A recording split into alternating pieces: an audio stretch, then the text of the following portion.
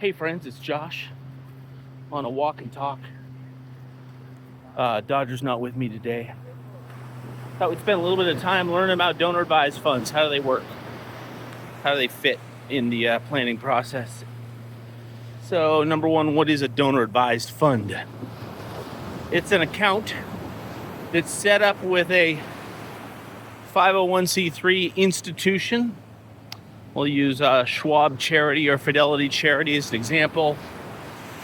The California Community Foundation, Santa Barbara Community Foundation, any number of these charitable institutions will establish an account.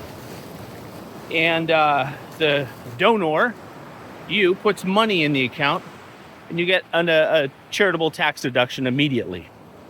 Then the money sits in that account until you, as the donor advisor, directs the charity which other charities you want to receive the money and in what frequency and proportion. So, for example, you might put $100,000 into the donor advised fund. You get a deduction just like you had made the contribution to the Red Cross. Normal deduction limits apply.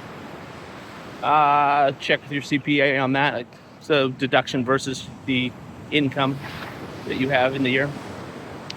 And then so you get the deduction, and then the money is held in this account until you want to distribute it. And then you tell the charitable organization, I give $10,000 to my alma mater, give $5,000 to Red Cross, so on and so forth. So you're making distributions as you go.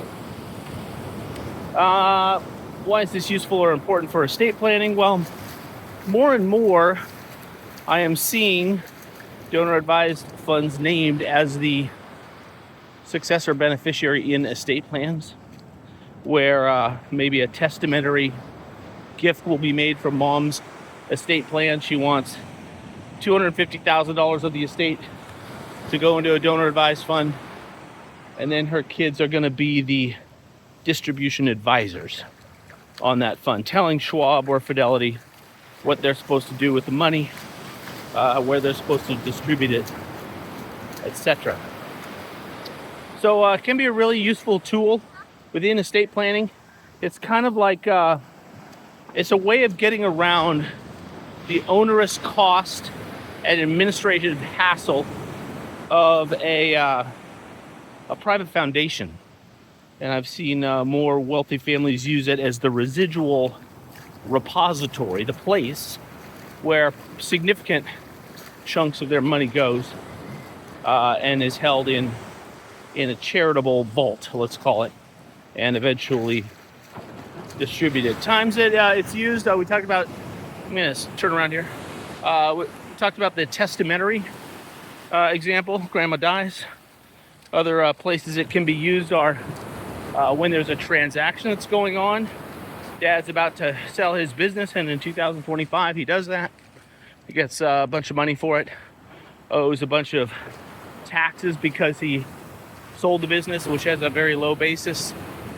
And so now he's looking for tax deductions. One is just do 3 or 5 or 10 years worth, or the rest of your life's worth of charitable giving all in 1 year.